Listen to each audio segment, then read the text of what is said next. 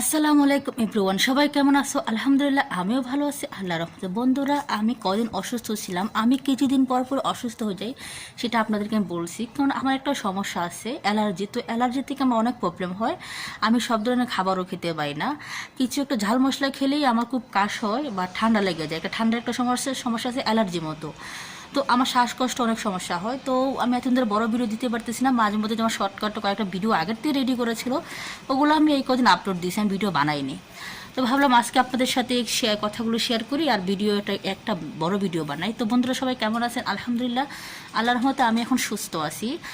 আর অবশ্যই আমার ভিডিওগুলো যারা দেখেন, লাইক কমেন্ট করবেন, সাবস্ক্রাইব করবেন আর আমার জন্য দোয়া করবেন। আমি আসলে কিছুদিন পর পর প্রচণ্ড অসুস্থ হয়েছি। আমি মনে করেন যে 12 মাসে অসুস্থ থাকি, কারণ হচ্ছে আমার অ্যালার্জির খুবই সমস্যা, যে কোনো খাবার তেমন সমস্যা হয়ে যায়। তো কি করব, ওটাও একটা আল্লাহর নেয়ামত, অসুস্থ একটা আল্লাহর নেয়ামত, বেজার হতে নেই। তারপরও আজকে আপনার সাথে চলে আসলাম একটা বড় ভিডিও করার জন্য।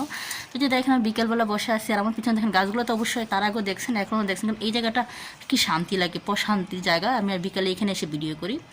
আর আমার বাসে ঘরের পিছনে যে তোমার পিছনে দেখো ব্যাকগ্রাউন্ড কত সুন্দর, তাই না? তো অবশ্যই আমার ভিডিও যারা দেখো, অবশ্যই বলবা কেমন লাগে, কেমন হয়।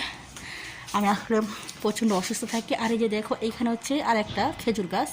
তো এইখানে বসে মাঝে মাঝে ভিডিও করি, বাট আমি ওই জায়গাটা বেশি করে ভাবলাম এখানে একটু ভিডিও করি। দেখো খেজুর গাছের সাথে এটা একটা কী গাছ জানি না, গাছটার ইচ্ছে আমার মাথার উপর হচ্ছে বড়ই গাছ। এই যে দেখতে পাচ্ছ, এসে বড়ই গাছ।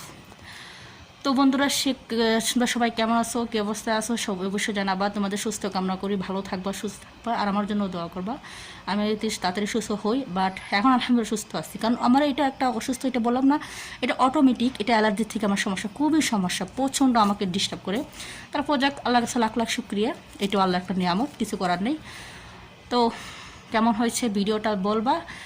আর তোমাদের এই আপুকে যারা ভালোবাসো, অবশ্যই আমার ভিডিওগুলো দেখবা, লাইক কমেন্ট করবা। হ্যাঁ, তোমাদের লাইক কমেন্ট উৎসাহ দেখে আমি ভিডিও বানাতে আগ্রহ হই। তারপর অসংখ্য ধন্যবাদ যারা আমার ভিডিওগুলো সবসময় দেখো, ভালো লাগে দেখি তো অবশ্যই দেখো। অনেকে বাজে কমেন্ট করে, যাক আমি তো এখন পর্যন্ত কোনো বাজে ভিডিও বানাইছি আপনারা বলবেন দেখছেন?